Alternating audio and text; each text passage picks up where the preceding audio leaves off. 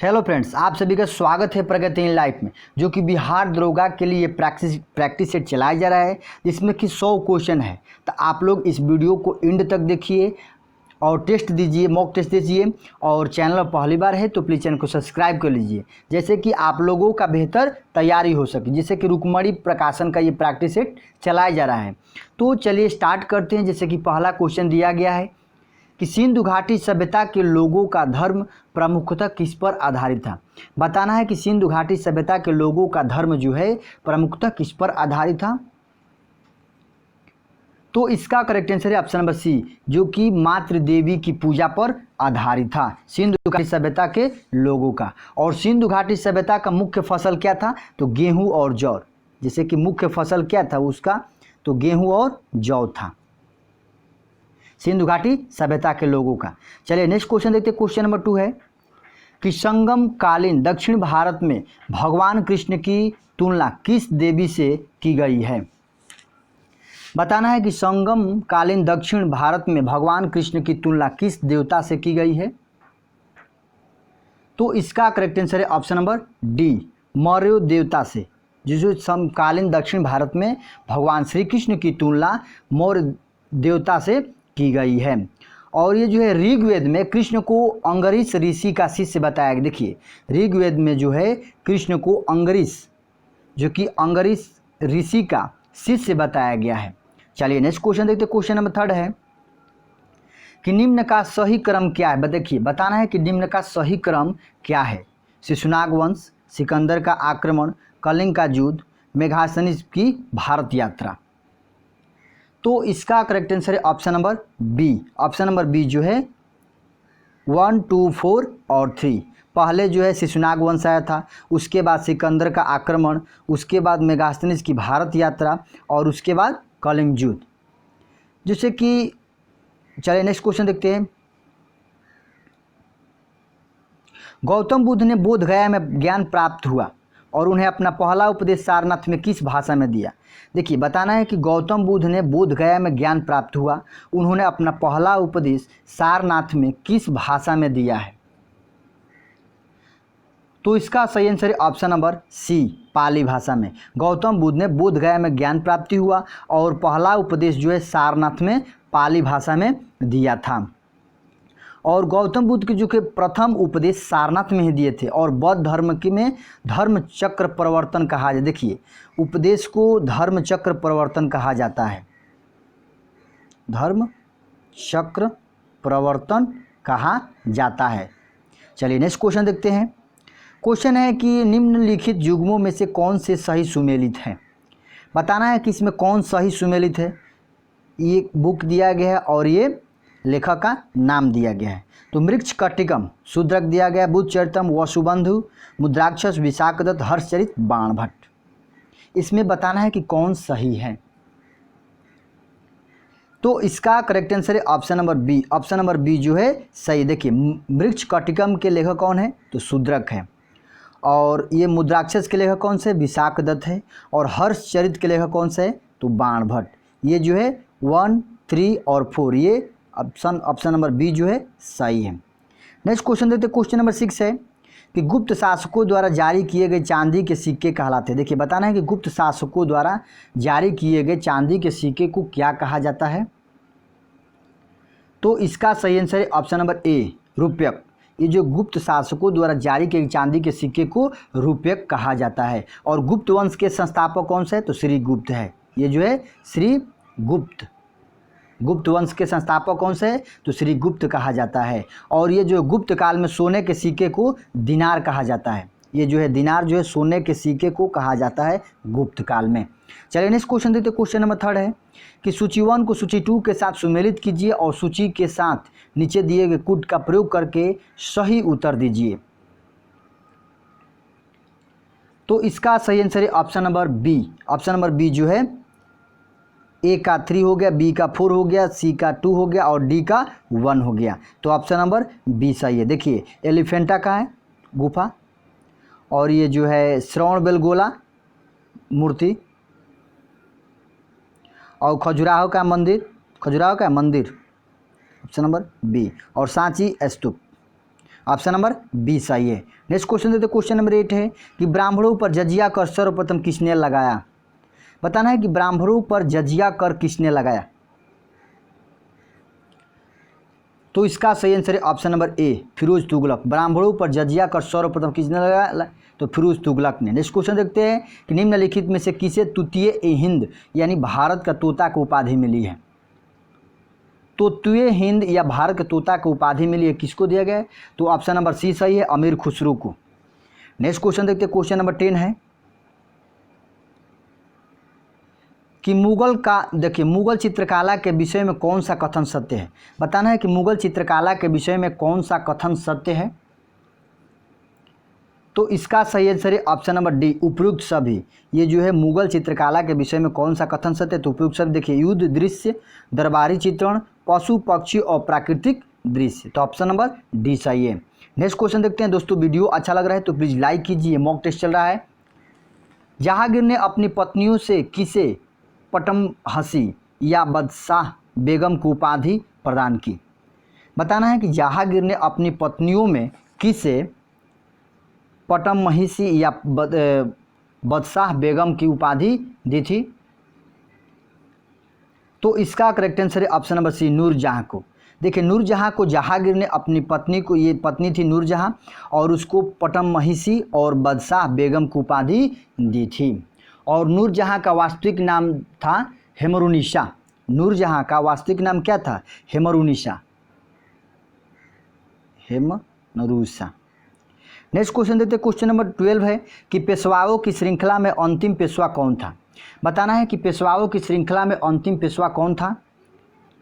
तो इसका सही answer option number D Peshwa Bajirao द्वितीय। ये जो पेशवाओं की श्रृंखला में अंतिम पेशवा बाजीराव द्वितीय था। नेक्स्ट क्वेश्चन देखते हैं, क्वेश्चन नंबर 13 है कि कैप्टन हॉकिंस 1608 ईस्वी में किसके पत्र के साथ भारत आया था।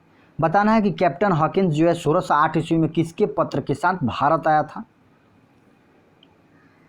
तो इसका करेक्ट आंसर है ऑप्शन नंबर ए जेम्स प्रथम।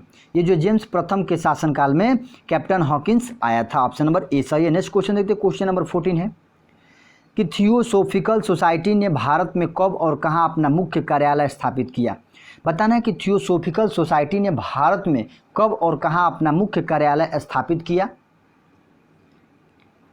तो इसका करेक्ट आंसर है ऑप्शन नंबर ए 1882 ईस्वी में अडयार में किया था। नेक्स्ट क्वेश्चन देखते हैं कि महात्मा गांधी ने दक्षिण अफ्रीका से भारत किस वर्ष लौटे। बताना है कि महात्मा गांधी ने दक्षिण अफ्रीका से भारत किस वर्ष लौटे। तो इसका करेक्ट आंसर है ऑप्शन नंबर ए 1915 ईस्वी में। 9 जनवरी 1915 ईस्वी में महात्मा गांधी दक्षिण अफ्रीका से भारत लौटे थे और 1893 ईस्वी में दक्षिण अफ्रीका गए थे। दक्षिण अफ्रीका कब गए थे, 1893 ईस्वी में। नेक्स्ट क्वेश्चन देते हैं, क्वेश्चन नंबर 16 है कि पाकिस्तान का प्रस्ताव लिंग के किस अधिवेशन में स्वीकार किया गया। बताना है कि पाकिस्तान का प्रस्ताव जो है लिंग के किस अधिवेशन में स्वीकार किया गया। तो इसका करेक्ट आंसर है ऑप्शन नंबर बी लाहौर अधिवेशन में। नेक्स्ट क्वेश्चन देखते हैं, क्वेश्चन नंबर 17 है कि कृष्ण छिद्र ब्लैक होल सिद्धांत को प्रतिपादित किया था, किसने किया था। ब्लैक होल सिद्धांत का प्रतिपादन किसने किया था। तो इसका करेक्ट आंसर है option number C S Chandrasekhar ने। नेक्स्ट क्वेश्चन देते हैं, क्वेश्चन नंबर 18 है कि सर्वोच्च में शब्द देखा सर्वोच्च के समय पृथ्वी से सूर्य की दूरी कितनी होती है। बताना है कि सर्वोच्च के समय पृथ्वी से सूर्य की दूरी कितनी होती है। तो इसका करेक्ट आंसर है option number C 152 million kilometre. Option number C सही है। नेक्स्ट क्वेश्चन देते हैं दोस्तों, वीडियो अच्छा लग रहा है तो प्लीज़ लाइक कीजिए। ये डेली मॉक टेस्ट चलाया जाएगा। विश्व वर्ष के 2 काल जब दिन और रात बराबर होते हैं तो होता है, किस दिन होता है। तो इसका करेक्ट आंसर है ऑप्शन नंबर ए 21 मार्च और 22 सितंबर को दिन और रात बराबर होते हैं। नेक्स्ट क्वेश्चन देखते हैं कि ओजोन परत अवस्थित है। बताना है कि ओजोन परत अवस्थित है, कहाँ अवस्थित है। तो इसका करेक्ट आंसर है ऑप्शन नंबर सी समताप मंडल में। ओजोन परत कहाँ अवस्थित है, तो समताप मंडल में। नेक्स्ट क्वेश्चन देखते हैं कि बादलों के फटने का तात्पर्य क्या है। बादलों के फटने का तात्पर्य क्या है। तो इसका करेक्ट आंसर है ऑप्शन नंबर बी त्वरित झंझा के साथ तीव्र मूसलाधार वर्षा की असामान्य दशा। ये जो है ऑप्शन नंबर बी सही है। देखिए बादलों के फटने का तात्पर्य कारण क्या है, तो तड़ित झंझात के साथ या तीव्र मूसलाधार वर्षा की असामान्य दशा के कारण। तो ऑप्शन नंबर बी सही है। नेक्स्ट क्वेश्चन देखते हैं कि विश्व में तंबाकू का सबसे बड़ा उत्पादक देश कौन सा है। विश्व में तंबाकू का सबसे बड़ा उत्पादक देश कौन सा है, तो इसका करेक्ट आंसर है ऑप्शन नंबर बी चीन। ये जो विश्व में तंबाकू का सबसे बड़ा उत्पादक देश कौन सा है, तो चीन है। नेक्स्ट क्वेश्चन देखते हैं, क्वेश्चन नंबर 23 है कि विश्व प्रसिद्ध उलांग किस्म की चाय का उत्पादन कहाँ किया जाता है। देखिए बताना है कि विश्व प्रसिद्ध उलांग किस्म की चाय का उत्पादन कहाँ किया जाता है, तो इसका सही answer option number C Taiwan में। ये जो है उलांग किस्म की चाय जो है ताइवान में उत्पादन किया जाता है। नेक्स्ट क्वेश्चन देखते हैं कि लोएस किस प्रकार की मिट्टी है। बताना है कि लोएस किस प्रकार की मिट्टी है, तो इसका करेक्ट आंसर है ऑप्शन नंबर ए पवन निक्षेपित। ये जो है लोएस जो है पवन निक्षेपित प्रकार की मिट्टी है। नेक्स्ट क्वेश्चन देखते हैं, क्वेश्चन नंबर 25 है कि कौन सी जल संयोजी यूरोप को अफ्रीका से पृथक करती है। बताना है कि कौन सी जल संयोजी यूरोप को अफ्रीका से पृथक करती है, तो इसका करेक्ट आंसर है दोस्तों ऑप्शन नंबर बी जिब्राल्ट जल संधि। ये जो है जिब्राल्ट जो है यूरोप को अफ्रीका से पृथक करती है। नेक्स्ट क्वेश्चन देखते हैं कि निम्नलिखित में से कौन एक राष्ट्रीय राजधानी नहीं है। बताना है कि कौन एक राष्ट्रीय राजधानी नहीं है, तो इसका करेक्ट आंसर है ऑप्शन नंबर सी न्यूयॉर्क। ये जो है न्यूयॉर्क एक राष्ट्रीय राजधानी नहीं है। नेक्स्ट क्वेश्चन देखते हैं, क्वेश्चन नंबर 27 है।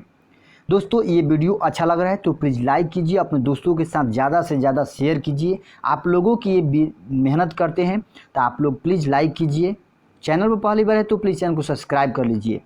बताना है कि सिलवासा राजधानी है। बताना है कि सिलवासा कहाँ की राजधानी है, तो इसका करेक्ट आंसर है ऑप्शन नंबर बी दादर और नगर हवेली की राजधानी कहाँ है, सिलवासा।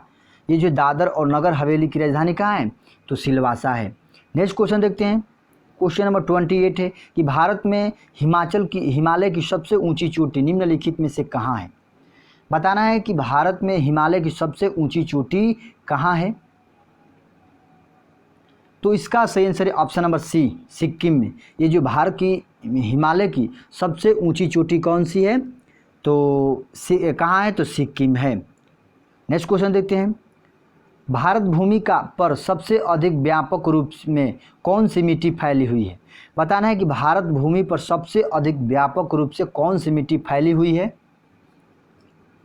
तो इसका करेक्ट आंसर है ऑप्शन नंबर सी कछारी यानी जलोढ़ मिट्टी। ये जो भारत भूमि पर सबसे अधिक व्यापक रूप से कछारी यानी जलोढ़ मिट्टी फैली हुई है। नेक्स्ट क्वेश्चन देखते हैं कि अप्रैल मई में नवरेस्ट से वर्षा होती है, कहाँ होती है। बताना है कि अप्रैल मई में नवरेस्ट से वर्षा होती है, कहाँ होती है, तो दोस्तों इसका करेक्ट आंसर है ऑप्शन नंबर सी पश्चिम बंगाल से। ये जो है पश्चिम बंगाल में अप्रैल और मई में वर्षा होती है। नेक्स्ट क्वेश्चन देखते हैं, क्वेश्चन नंबर 31 है कि सलाल परियोजना किस नदी पर स्थित है। बताना है कि सलाल परियोजना जो है किस नदी पर स्थित है, तो इसका करेक्ट आंसर है ऑप्शन नंबर बी चिनाब नदी पर। सलाल परियोजना जो है चिनाब नदी पर स्थित है, ऑप्शन नंबर बी सही है। नेक्स्ट क्वेश्चन देखते हैं, क्वेश्चन नंबर 32 है कि नागार्जुन सागर बांध किस राज्य व नदी पर बनाया गया है। बताना है कि नागार्जुन सागर बांध जो है किस नदी या राज्य पर बनाया गया है, तो इसका करेक्ट आंसर है दोस्तों ऑप्शन नंबर ए आंध्र प्रदेश में कृष्णा नदी पर। नागार्जुन सागर बांध कहाँ है, तो आंध्र प्रदेश में, और किस नदी पर, तो कृष्णा नदी पर, तो ऑप्शन नंबर ए सही है। नेक्स्ट क्वेश्चन देखते हैं कि गांधीवादी अर्थव्यवस्था किस सिद्धांत पर आधारित है। बताना है कि गांधीवादी अर्थव्यवस्था जो है किस सिद्धांत पर आधारित है, तो इसका सही आंसर है ऑप्शन नंबर सी न्याय धारिता पर आधारित है। देखिए गांधीवादी अर्थव्यवस्था जो है न्याय धारिता सिद्धांत पर आधारित है, ऑप्शन नंबर सी सही है। नेक्स्ट क्वेश्चन देते हैं, क्वेश्चन नंबर 34 है कि हाल ही में किन्हें वित्त सचिव के रूप में नियुक्त किया गया है। बताना है कि वित्त सचिव किसे ने, ये करंट का क्वेश्चन है, तो इसका सही आंसर है option number A Rajiv Kumar को वित्त सचिव के रूप में नियुक्त किया गया है। नेक्स्ट क्वेश्चन देखते हैं, क्वेश्चन नंबर 35 है कि रुपये के अवमूल्यन का संकल्पित लक्ष्य क्या है। बताना है कि रुपये के अवमूल्यन का संकल्पित लक्ष्य क्या है, तो इसका सही आंसर है option number D correct answer है। ये है निर्यात के बढ़ावा देना, बढ़ते आयात को रोकना, विदेशी विनिमय की प्राप्ति। ये जो है ऑप्शन नंबर डी सही है। नेक्स्ट क्वेश्चन देखते हैं कि 4 राज्यों में पायलट आधार पर one nation one ration card योजना लागू की है? निम्नलिखित में से कौन सा राज्य इसका हिस्सा नहीं है? बताना है कि 4 राज्यों में पायलट आधार, देखिए पायलट आधार पर one nation one ration card योजना लागू की गई है। बताना है कि किस राज्य में इसका हिस्सा लागू नहीं। तो करेक्ट आंसर है ऑप्शन नंबर बी, केरल में ये जो है स्कीम लागू नहीं हुआ है, तो ऑप्शन नंबर बी सही है। नेक्स्ट क्वेश्चन देखते हैं, क्वेश्चन नंबर 37 है कि निम्नलिखित में से किसे अरविंद पनगड़िया के स्थान पर नीति आयोग का नया उपाध्यक्ष नियुक्त किया गया है? बताना है कि निम्नलिखित में से किसे अरविंद पनगड़िया के स्थान पर नीति आयोग का न्याय उपाध्यक्ष नया नियुक्त किया गया है? तो इसका करेक्ट आंसर है option number C, Rajeev Kumar को। ऑप्शन नंबर सी सही है। नेक्स्ट क्वेश्चन देखते हैं, क्वेश्चन नंबर 38 है कि संघ केंद्र द्वारा वसूल किए गए निम्नलिखित करों में से वह कर कौन सा है जिसे राज्यों को नहीं सौंपा जा सकता है? बताना है कि संघ द्वारा वसूला गया यानी केंद्र द्वारा वसूला गया कर वह कौन से राज्य को नहीं सौंप सकता है? तो इसका करेक्ट आंसर है ऑप्शन नंबर डी, सेवा कर। ये जो है सेवा कर ये राज्यों को नहीं सौंपा जाता है। ऑप्शन नंबर डी सही है। नेक्स्ट क्वेश्चन देखते हैं, क्वेश्चन नंबर 39 है कि किन्हें यूरोपीय संघ ने अंतर्राष्ट्रीय मुद्रा कोष के प्रबंध निदेश के रूप में नामित किया है? बताना है कि किन्हें यूरोपीय संघ ने अंतर्राष्ट्रीय मुद्रा कोष के प्रबंध के निर्देश के रूप में नियुक्त किया है? तो इसका करेक्ट आंसर है ऑप्शन नंबर ए, क्रिस्टलिना जॉर्जिवा। ये जो है क्रिस्टलिना जॉर्जिवा को नियुक्त किया गया है। नेक्स्ट क्वेश्चन देते हैं, क्वेश्चन नंबर 40 है कि राष्ट्रीय चिन्ह में सारनाथ स्थित अशोक स्तंभ से क्या निकाला गया है? बताना है कि राष्ट्रीय चिन्ह में सारनाथ स्थित अशोक स्तंभ से क्या निकाला गया है? तो इसका करेक्ट आंसर है दोस्तों ऑप्शन नंबर डी, घटिनुमा कमल। ये जो घटिनुमा कमल जो है राष्ट्रीय सारनाथ स्थित अशोक स्तंभ से निकाला गया है। तो ऑप्शन नंबर डी सही है। नेक्स्ट क्वेश्चन देखते हैं, क्वेश्चन नंबर 41 है कि विनेश फोगाट ने वर्षा में पोलैंड ओपन कुश्ती टूर्नामेंट के महिलाओं के 53 किलोग्राम वर्ग में स्वर्ण पदक जीता है, वह किस राज्य से है? बताना है कि विनेश फोगाट किस राज्य से है? तो इसका करेक्ट आंसर है ऑप्शन नंबर ए, हरियाणा से है। ये जो है हरियाणा से विनेश फोगाट जो है हरियाणा से ये कुश्ती टूर्नामेंट में महिलाओं के 35 किलोग्राम वर्ग स्वर्ण पदक जीता है। नेक्स्ट क्वेश्चन देते हैं, क्वेश्चन नंबर 42 है कि राष्ट्रपति शासन घोषित किया जा सकता है, कब किया जा सकता है? तो ऑप्शन नंबर सी, राष्ट्रपति इस बात से सहमत हो कि राज्य का शासन संविधान के उपबंधों के अनुसार नहीं चल रहा हो तब राष्ट्रपति शासन लागू होता है। और ये जो है राष्ट्रपति शासन अनुच्छेद 356 के अनुसार लगता है। नेक्स्ट क्वेश्चन देते हैं, क्वेश्चन नंबर 43 है कि निम्नलिखित में से किनकी नियुक्ति भारत के राष्ट्रपति द्वारा की जाती है? बताना है कि किनकी नियुक्ति राष्ट्रपति के द्वारा की जाती है। तो इसका करेक्ट आंसर है ऑप्शन नंबर ए, केवल वित्त आयोग का अध्यक्ष।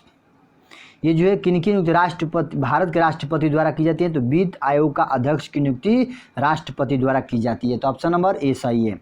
नेक्स्ट क्वेश्चन देखते हैं कि लोकसभा के निर्वाचन के लिए न्यूनतम आयु सीमा क्या है?